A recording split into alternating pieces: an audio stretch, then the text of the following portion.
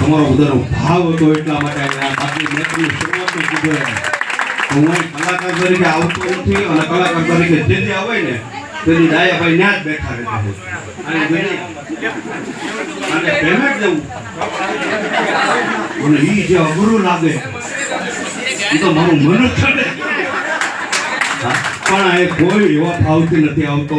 અહીંથી આ મને જે પ્રસાદ આપે હું ચોખવટ નથી કરતો હું પ્રોફેશનલ કલાકાર છું મારો ધંધો મારે કાંઈ બીજી મિલવું નથી હાલતી છોકરા રાહ જોઈને જ બેઠા હોય મારે ક્યારે કાંઈ બાપા લઈને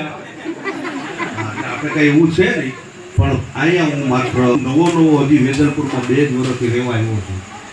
એમાં મને ઘણી જાતના માણસો કોઈના માટે કોઈ કે કોઈના માટે કોઈ કે પણ મારા આતમ રામને જે મોજ આવે ને એ જ હું કરું છું અને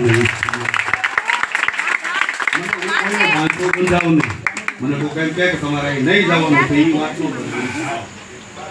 મને અહીં નહીં આવવાનું એમ કે હું પહેલો મારો આત્મા રાજી રહેવો જોઈએ એટલા માટે અને મને તેની ઉપર ભાવ છે એટલા માટે થઈ અને હું દર વર્ષોથી અહીં આવું છું અહીં આવું છું અને દયાભાઈના પ્રેમના હિસાબે ઘણા વર્ષથી આવું છું આવતો રહે એ પણ વચન સાથે તમે ખૂબ પ્રેમથી મને સાંભળ્યો તો બધાનો આભાર આભાર આભાર બધાને મહાદેવ પડકારો કરો તો મને મોજે જાય મહાદેવ મહાદેવ લાવને પણ મોજ હવે આ કઈ કલાકારનો ઓડિયન્સ લવકાય છે ને પણ બધા હરખા છે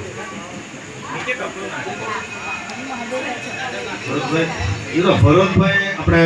આ ભરતભાઈ કોઈ અજાણતો નથી તમે બધા ઓળખો જ છો અને અમારા ડાયરાના ગણપતિ છે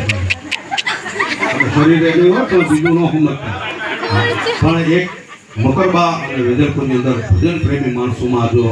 ગણી શકાય તો એ અમારા ભરતભાઈ ઠાકોર છે એ દરેક જગ્યાએ ભજનમાં હાજરી આપતા હોય તો ભરતભાઈ પાસે એવો ભજન એટલે માટે ભરતભાઈ ઉભા આવી ગયા નાસ્તો મને ખબર જ હતી અને જે ચાલુ કરજો અને આગળ